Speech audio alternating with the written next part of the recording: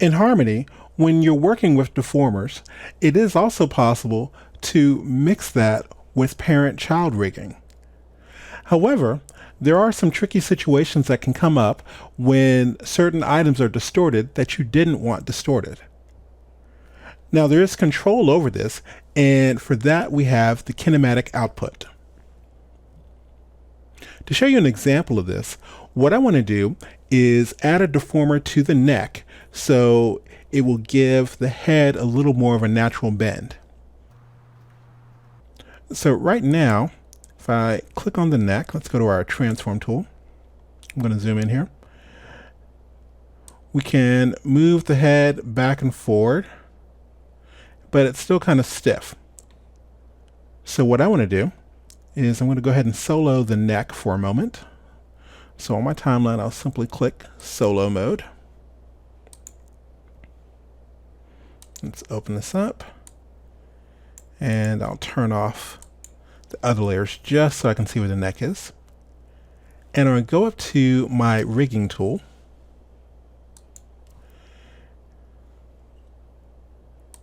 Make sure I'm on the neck, and I'll place the pivot at the base and our articulator in the middle, and then one simple bone. I'm going to bring out the articulator to expand that just so it touches the edges. And now I'll unsolo this.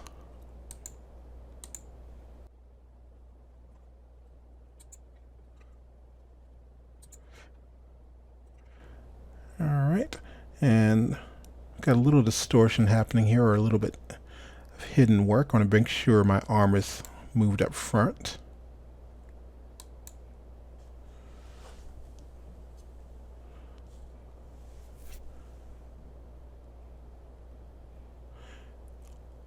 So I'm just going to nudge that forward, just using my quick key. I'll hold down my Option key, Alt on PC, and press the down arrow once. All right, okay. Now that the arm's in, let's get back to the neck. So now, if I go to the neck and I use any of the distortion, if you can look already, the hair is already out of place. But if I decide to bend the neck, we're getting some crazy distortion happening. So let's undo that, Command Z. And what I want to do now is add in a kinematic output. And that basically means that we're going to add in a little section that will say, do not distort these layers, even though you're being controlled by a bone deformer. So I'll come down to my layers, and I'll add a layer, and I want to select kinematic output. Now we see this at the base here, and I'm going to expand the view so I can see my timeline a little bit better. And let's open up our neck deformation. So we see the neck is controlling the head. So go ahead and collapse the head, and let's move the kinematic output up into the neck hierarchy. And we're already seeing a little bit of trouble happening here, but we're not going to pay attention to the camera just yet. So we'll take the head and we'll parent that with the kinematic output. Okay. So go ahead and collapse the kinematic output. And I'm going to zoom down just to show you this, that we haven't quite got there yet. If I decide to rotate this, okay, nothing's happening right now. So the last step is to take the kinematic output, and we're going to move this up right above the neck, but beneath the neck deformation. So now if we try to rotate the neck, we have the head moving along with it, the hair is still in place, and everything is working. Now, a good practice would be to go in and change the name of this kinematic output. So I'm simply going to type in KO underscore neck.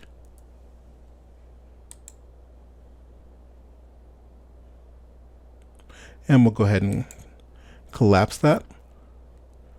If I select the body, I also have a bone deformation here. So I'll show the selected deformation. And it moves back and forth. So I also want to have a kinematic output here, so I can bring the neck as well as the arms with that. So I'll add another kinematic output. Let's go way up.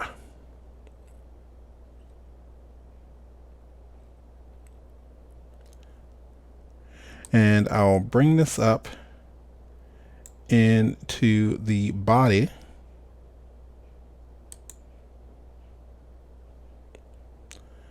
And I'll take the arm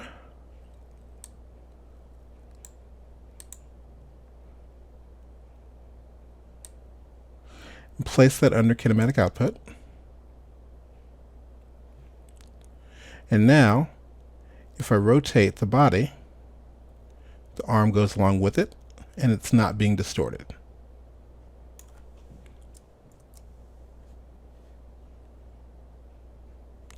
I can also take the neck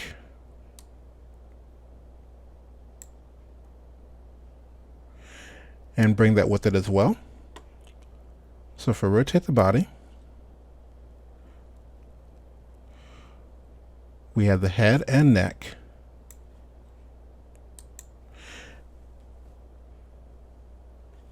Now, if you wanted to do this in node view, if you're working in Harmony Premium, you can simply go over here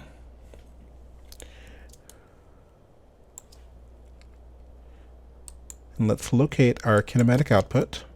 So I'll simply select it on my layers just so I can see where it is.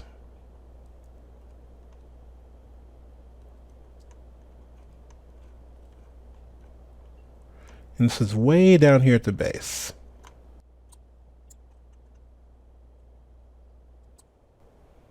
So what I want to do now is grab the back arm and attach that to the kinematic output. So I'm going to expand this a little bit, zoom in. So I'll take the top of the arm deformation,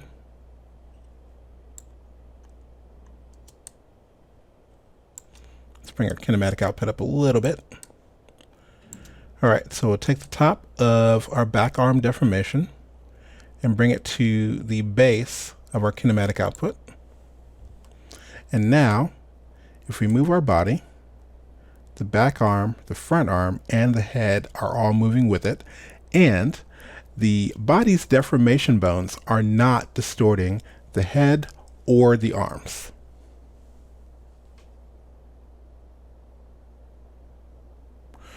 So by using bone deformations in combination with parent-child rigging, we are able to push our character even further, so it's hidden that this is actually built up of multiple pieces. Just make sure you're using the kinematic output to stop any deformations from happening that you don't want to happen.